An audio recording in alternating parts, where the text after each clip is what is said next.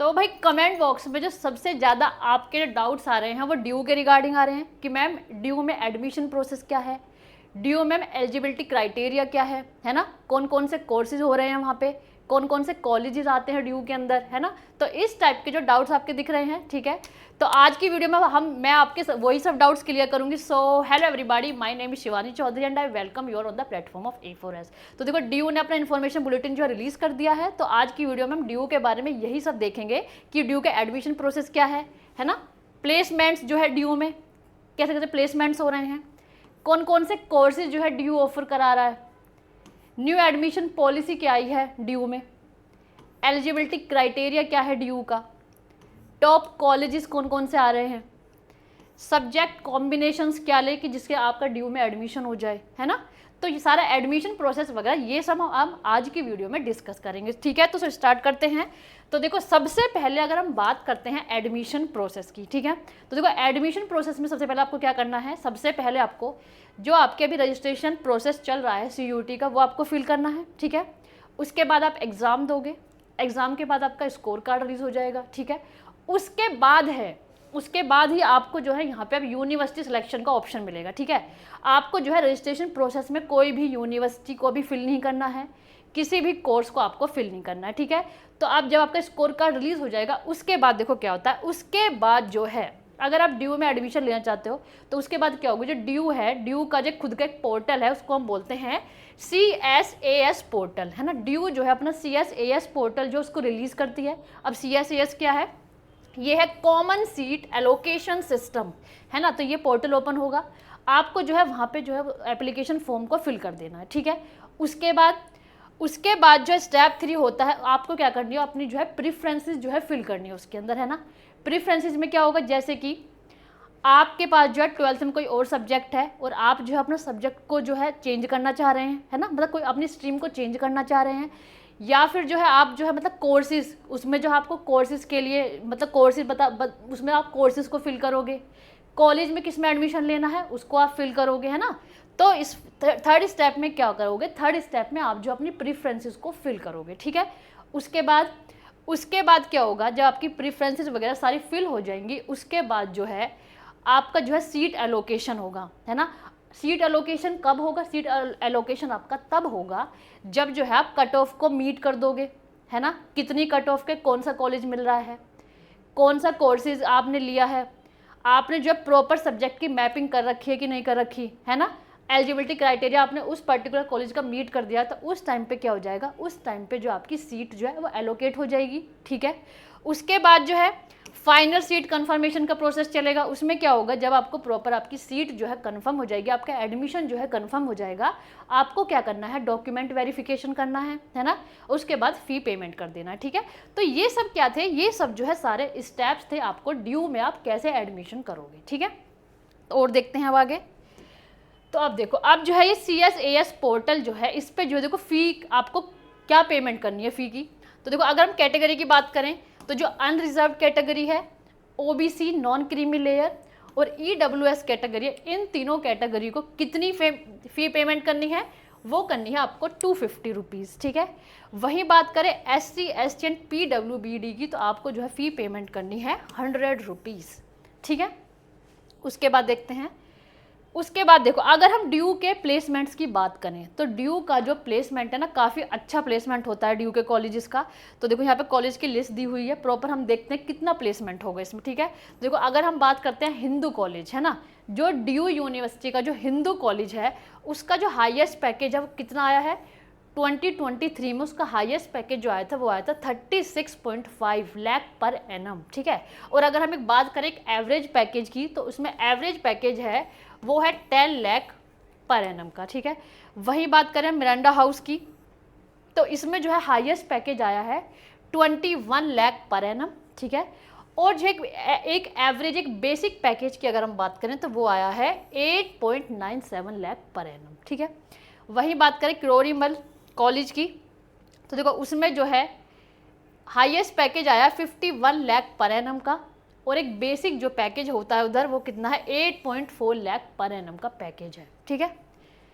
वहीं बात करें हम lady Shri Ram college for women की तो वहाँ पे जो है आपका हाईएस्ट पैकेज आप देखो कितना है, 48.9 लाख पर एनम का पैकेज है उधर। और अगर हम बेसिक एक एवरेज पैकेज की बात करें तो वो कितना है, वो है 10.55 लाख पर एनम का आपका पैकेज हो सकता है, किसमें, lady Shri Ram college for women में। ठीक है, तो ये हो गई हमारी प्लेसमेंट्स की बात। अगर हम बात करें कि कौन कौन से ड्यू में टॉप कॉलेज आते हैं जो हाई प्लेसमेंट करवाते हैं, ठीक है, तो देखो अगर हम बात करते हैं सबसे पहले कॉलेज की, lady Shri Ram college for women की अगर हम बात करें तो इसका हमने हाईएस्ट पैकेज कितना देखा था, 48.9 लाख पर एनम जो है हमने इसका हाईएस्ट पैकेज देखा था। ठीक है, वहीं बात करें अगर हम Shri Ram college of commerce की, तो वहाँ पे हमने हाईएस्ट पैकेज देखा था 35 लाख पर एनम का। ठीक है, हिंदू कॉलेज में हमने हाईएस्ट पैकेज कितना देखा है, 29 लाख पर एनम का। वहीं बात करें हम सेंट स्टीफन कॉलेज की, तो वहाँ पे हाईएस्ट पैकेज कितना है, 29 लाख पर एनम। ठीक है, वहीं किरोड़ीमल कॉलेज की अगर हम बात करें तो वहाँ पे जो है हाईएस्ट पैकेज है 19 लाख पर एनम का। ठीक है, तो आप देख रहे हो कितने सारे कॉलेजेस है ना, जो ड्यू में जो कितने सारे कॉलेज है जो मतलब अच्छा खासा प्लेसमेंट जो आपको दे रहे हैं। ठीक है, वहीं बात करें हम शहीद भगत सिंह कॉलेज की, तो वहाँ पे जो हाईएस्ट पैकेज है वो 19 लाख पर एनम का है। वहीं बात करें हम शहीद Sukhdev college of business studies की, तो वो कितना है, वो 18 लाख पर एनम का है ना। वहीं बात करें अगर हम हंसराज कॉलेज की, वो 17.5 लाख पर एनम का पैकेज है। वहीं बात करें अगर हम श्री वेंकटेश्वर कॉलेज की, तो वो है 10 lakh per annum. Daulat Ram college की है 21.5 लाख पर एनम। और मिरांडा हाउस का है 21.5 लाख पर एनम का पैकेज है। ठीक है, तो आप देख रहे हो कितने सही पैकेज है ड्यू के कॉलेज के, है ना। तो अब देखो, अब हम बात करते हैं, देखो सब्जेक्ट मैपिंग, बहुत से स्टूडेंट्स का ये भी डाउट था कि मैम ये सब्जेक्ट मैपिंग क्या है। देखो सब्जेक्ट मैपिंग का मतलब ये होता है कि देखो जब सीयूटी में, अब सीयूटी के रजिस्ट्रेशन में जब अपने क्या करोगे, जब डू में सब्जेक्ट्स फिल करोगे ना, तो आप जो है वहाँ पे सिर्फ वही सब्जेक्ट्स फिल कर सकते हो। बेशक देखो आपको फ्लेक्सिबिलिटी दी हुई है, एनटीए ने फ्लेक्सिबिलिटी दे दी थी कि मतलब सब्जेक्ट जो आप अपनी स्ट्रीम से अलग भी चेंज दूसरे फिल कर सकते हो, लेकिन ड्यू ने जो है साफ साफ मना कर दिया है। ड्यू ने सिंपल वे में ये बोल दिया है कि भाई जो आपने क्लास 12th में सब्जेक्ट्स पढ़े हैं वही जो है आप सीयूटी के रजिस्ट्रेशन प्रोसेस में डोमेन सब्जेक्ट्स वही फिल करोगे आप। ठीक है, तो देखो इसमें सब्जेक्ट मैपिंग का मतलब क्या होगा, सीयूटी के टेस्ट पेपर में जैसे जो है आपने जो मतलब सब्जेक्ट्स फिल किए, जैसे कि आपने लैंग्वेज फिल कर ली इंग्लिश, तो भाई ये जो आपने इंग्लिश फिल करी है ये जो है आपके क्लास 12th के सब्जेक्ट में वो होनी चाहिए इंग्लिश। ठीक है, वहीं बात कर जैसे फिजिक्स की बात कर लेते हैं। अगर आपने इधर फिजिक्स लिया है तो भाई आपका इधर फिजिक्स होना चाहिए, क्लास 12th में जो है आपने इस फिजिक्स को पढ़ा होना चाहिए। ठीक है, वहीं बात करें अगर हम केमिस्ट्री की, तो केमिस्ट्री अगर आपने फिल किया है तो केमिस्ट्री आपने 12th में पढ़ा हुआ होना चाहिए। वहीं बात करते हैं अगर हम बायो या फिर मैथ्स की, तो देखो बायो केस में क्या हो सकता है, बायो केस में अगर आपने 12th क्लास में बायो केमिस्ट्री पढ़ा हुआ है या आपने बायोटेक्नोलॉजी पढ़ा हुआ है ना, तो उस केस में भी क्या हो सकता है, उस केस में भी जो है आप बायो जो है फिल कर सकते हो। क्योंकि देखो स्ट्रीम तो मतलब सब्जेक्ट तो ऑलमोस्ट सेम ही है, तो मतलब मिलता जुलता सब्जेक्ट होना चाहिए। ये नहीं है कि मतलब वैसे तो यहाँ पे बायो लिख रखा है लेकिन बायो पढ़ी ही नहीं हो आप कॉमर्स के स्टूडेंट, तो इस टाइप से क्या है ना, मतलब तो यहाँ पे जो आपकी सब्जेक्ट मैपिंग लिस्ट जो है वो आपकी जो है रॉन्ग हो जाएगी और आप जो है सब्जेक्ट मैपिंग लिस्ट से आउट हो जाओगे। ठीक है, तो आपका कोर्स का रजिस्ट्रेशन करवाने का कोई फ़ायदा नहीं होगा, आपकी जो है पूरी साल जो है ख़राब हो सकती है। ठीक है, तो इसलिए जो है सब्जेक्ट मैपिंग लिस्ट को जो है बहुत ही ध्यान से आपको फिल करना है। जो सब्जेक्ट्स आपने 12th में पढ़े हैं वही जो है आपको क्या करना है, सीयूटी के टेस्ट पेपर में सीयूटी के डोमेन सब्जेक्ट्स में फिल करने हैं, है ना। उसके बाद जैसे मैथ्स की बात कर लेते हैं, तो भाई मैथ्स भी आपने पढ़ी हुई होनी चाहिए क्लास 12th में। तो इस टाइप से मतलब ये है कहने का कि भाई जो 12th में पढ़ा हुआ है वो ही उसमें फिल करो। अब देखो यहाँ पे तो ये बोल दिया है कि सब्जेक्ट मैपिंग लिस्ट में जो 12th में पढ़ा है वही जो है आप जो है अपना जो सब्जेक्ट्स हैं सीयूटी के वो उसमें फिल करोगे। लेकिन अगर आपको चेंज करनी है स्ट्रीम चेंज हो जाएगी, लेकिन यहाँ पे आपको सेम फिल करना है।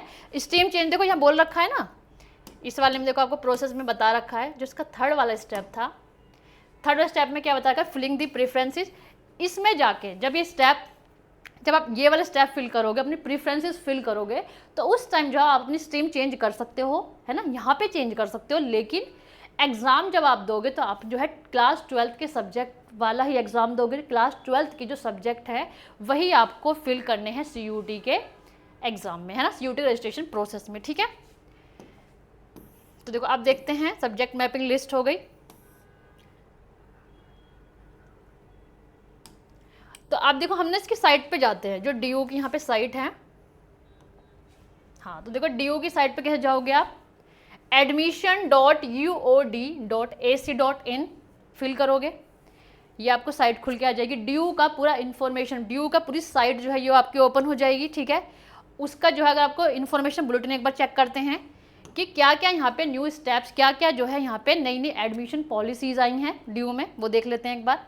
तो देखो ये जो है सारा जो है पेज ओपन हो गया है DU का, ठीक है।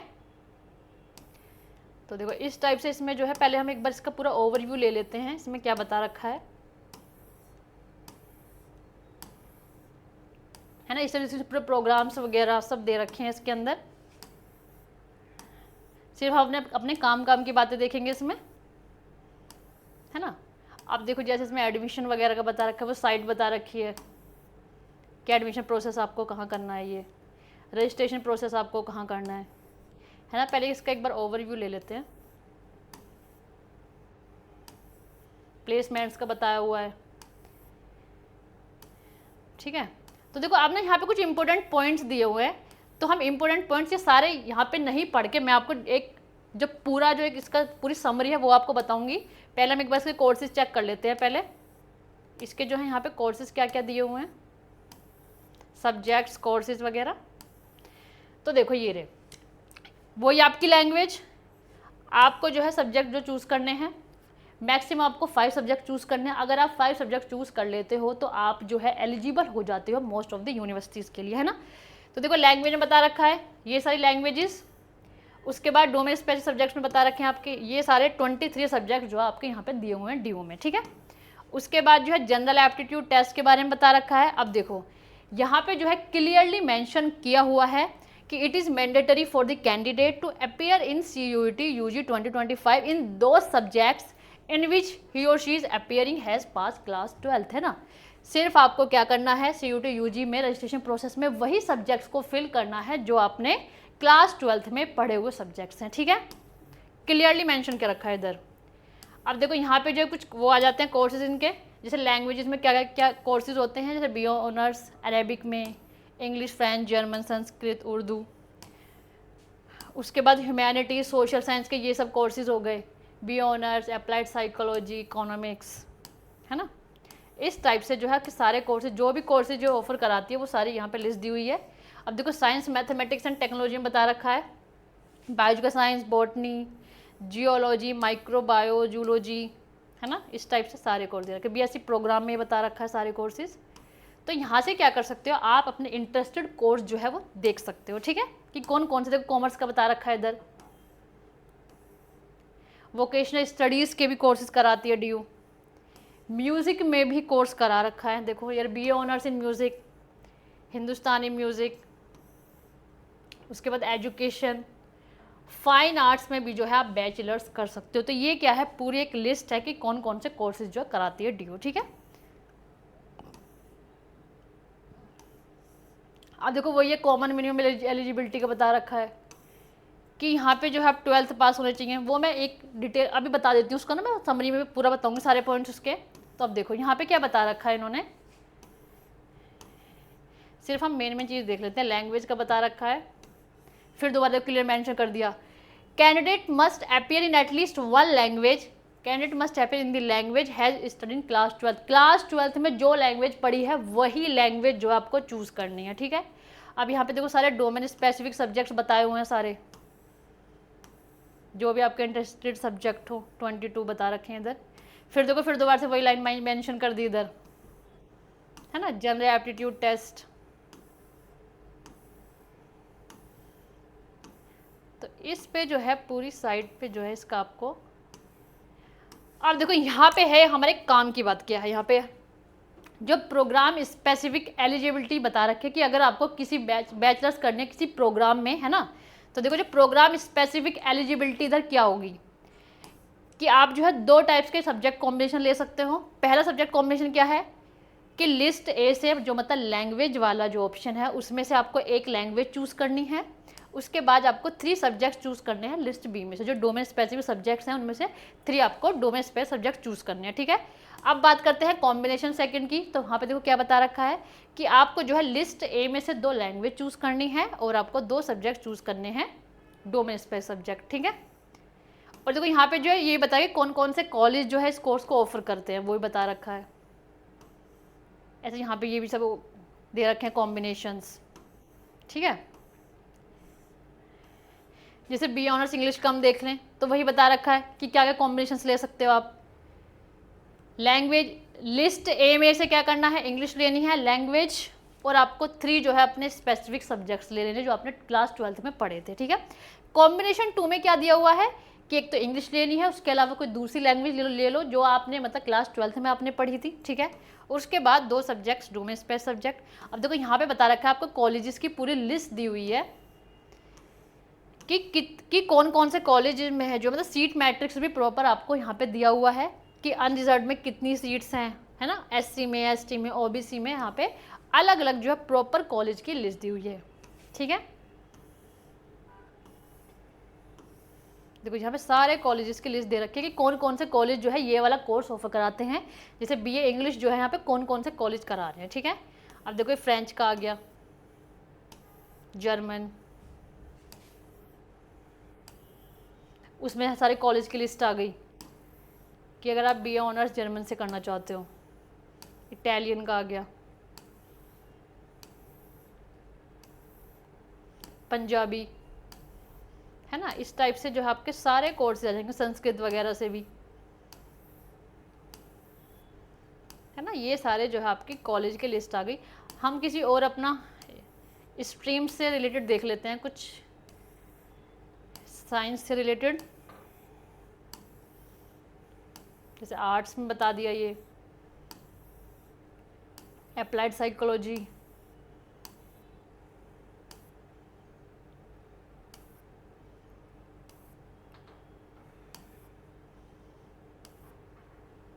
प्रॉपर मतलब आपको ना सब्जेक्ट कॉम्बिनेशन भी दिया हुआ कि कौन सा कोर्स करने पे आपको जो है कौन कौन सा सब्जेक्ट कॉम्बिनेशन आप ले सकते हो, ठीक है।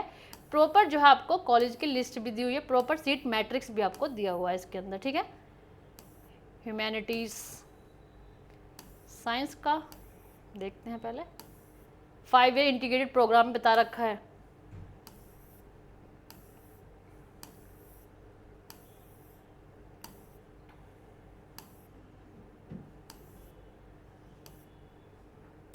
सोशियोलॉजी, प्रॉपर कॉलेज लिस्ट,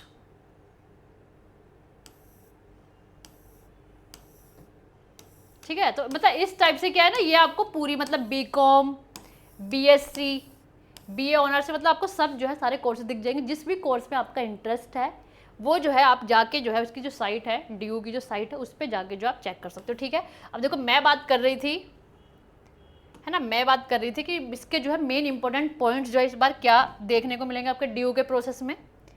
तो देखो वो ये पॉइंट्स थे इसमें जो इंपॉर्टेंट पॉइंट्स हैं, जो वहाँ पे इतने सारे जो पॉइंट्स लिखे हुए थे ना, इंपॉर्टेंट पॉइंट्स लिखे हुए थे, तो उनमें जो मेन पॉइंट्स वो ये थे कि देखो पहला पॉइंट पढ़ लेते हैं मेन, कि it is mandatory for the candidate to appear in CUT UG 2025 in दो सब्जेक्ट्स इन विच ही और she is appearing has pass class 12th, है ना। तो वही बात है कि जो आपको जो है जो CUT में आप सब्जेक्ट्स ले रहे हो जो आपने क्लास 12th में पढ़े हैं वही सब्जेक्ट्स लेने हैं, है ना। एकदम स्पेशली जो है इसको कई बार इस लाइन को जो है ना कई बार जो हाईलाइट किया हुआ है, ठीक है। उसके बाद candidate must appear in at least 1 language, candidate must appear in the language has studied class 12th। Candidate को अपीयर है ना, कैंडिडेट को एक लैंग्वेज भी चूज़ करनी है और वही लैंग्वेज चूज़ करनी है जो उसने क्लास 12th में पढ़ी हुई है, ठीक है। उसके बाद थर्ड देखते हैं, candidate must refer to the programme specific eligibility to choose the domain specific subjects in which he और she should appear in CUT UG 2025। अभी हमने देखा था प्रोग्राम स्पेसिफिक एलिजिबिलिटी देखी थी, वहाँ पे हमने सब्जेक्ट कॉम्बिनेशन भी देखा था, तो वही सब्जेक्ट कॉम्बिनेशन लेना, अगर आपको वो कोर्स करना है तो आपको वही सब्जेक्ट कॉम्बिनेशन जो है लेना पड़ेगा, ठीक है। उसके बाद क्या बता रखा है कि आप जो है ना आप जो है मतलब 12th जो आपने पास की हो किसी रिकॉग्नाइज बोर्ड से पास की हो, है ना, ऐसा नहीं है कि मतलब कोई सब्जेक्ट तो आपने किसी ओपन यूनिवर्सिटी से कर दिया, ओपन है ना, ओपन स्कूल से कर देते हैं जैसे, वैसे कर लिया। कुछ में जो है आप जो CBSE से क्वालिफाई हो, तो ऐसा नहीं करना आपको। आपको क्या करना है, अगर आप 12th पास हो तो किसी रिकॉग्नाइज, है ना, रिकॉग्नाइज बोर्ड से जो है आप पास होने चाहिए, किसी सिंगल रिकॉग्नाइज बोर्ड से, ठीक है। तभी जो है आपका एडमिशन प्रोसेस वैलिड हो पाएगा, तभी आप एडमिशन जो अपना कर पाओगे, ठीक है। अगर देखो बात करें बेस्ट सब्जेक्ट कॉम्बिनेशन की, तो मैंने क्या बताया था, आप जो है मैक्सिमम 5 सब्जेक्ट जो है आप चूज कर सकते हैं, जिसमें से एक आपका लैंग्वेज होना चाहिए, है ना, और आपके 3 जो है डोमेन स्पेसिफिक सब्जेक्ट्स होने चाहिए, 3 जो है डोमेन स्पेसिफिक सब्जेक्ट्स होने चाहिए, और जो है एक आपका होना चाहिए जनरल एप्टीट्यूड टेस्ट, है ना, एक होना चाहिए जनरल एप्टीट्यूड टेस्ट। अगर आप इस सब्जेक्ट कॉम्बिनेशन को फिल करते हो ना, तो ये मान लो आप जो है मोस्ट ऑफ द यूनिवर्सिटीज़ के लिए एलिजिबल हो जाओगे। बाय चांस आपका ड्यू में नहीं हो पाता है, तो देखो आपके पास ऑप्शन में दूसरी यूनिवर्सिटीज़ भी होनी चाहिए, ठीक है। तो इसलिए अगर आप ये वाला सब्जेक्ट कॉम्बिनेशन चूज़ करोगे, 5 मैक्सिमम सब्जेक्ट्स वाला कॉम्बिनेशन आप चूज़ करोगे, तो इसमें जो आप मोस्ट ऑफ द यूनिवर्सिटीज़ के लिए एलिजिबल हो जाओगे, ठीक है। उसके बाद देखो अभी जो हमने ये यहाँ पे कोर्सेज देखे थे, है ना, कि BA ऑनर्स वगैरह, BCom BSc, तो उसमें देखो मेन जो है वहाँ पे मेन बेसिक सब्जेक्ट कॉम्बिनेशन क्या क्या दिया हुआ है। देखो अगर BA ऑनर्स की बात करें, देखो कहीं कहीं कुछ एक्सेप्शन है, लेकिन जो मेन बेसिक सब्जेक्ट कॉम्बिनेशन वहाँ पे यही दिया हुआ है कि आपको एक तो लैंग्वेज चूज़ करनी है, 3 आपको डोमेन सब्जेक्ट चूज़ करने हैं, ठीक है। उसके बाद 2 लैंग्वेज चूज़ कर सकते हो, या फिर 2 लैंग्वेज के साथ 2 डोमेन सब्जेक्ट भी चूज़ कर सकते हो, ठीक है। उसके बाद BSc ऑनर्स वालों की बात करें, उनको जो है एक लैंग्वेज, ड्यू के केस में एक लैंग्वेज चूज़ करनी है, और 3 डोमेन सब्जेक्ट्स अगर आप ले लोगे तो आपका काम चल जाएगा। यहाँ पे जनरल एप्टीट्यूड टेस्ट को लेने की रिक्वायरमेंट नहीं है ड्यू के केस में, ठीक है। बल्कि मैंने क्या बताया, एक ideal subject combination 5 maximum subjects वाला ही है। अगर आपका ड्यू में नहीं हो पाता है तो दूसरी यूनिवर्सिटीज़ के लिए भी आपको एलिजिबल तो होना है ना, ऑप्शंस में रखनी पड़ेंगे आपको दूसरी यूनिवर्सिटीज़, बाई चांस अगर नहीं हो पाया तो उस केस में, है ना, ठीक है।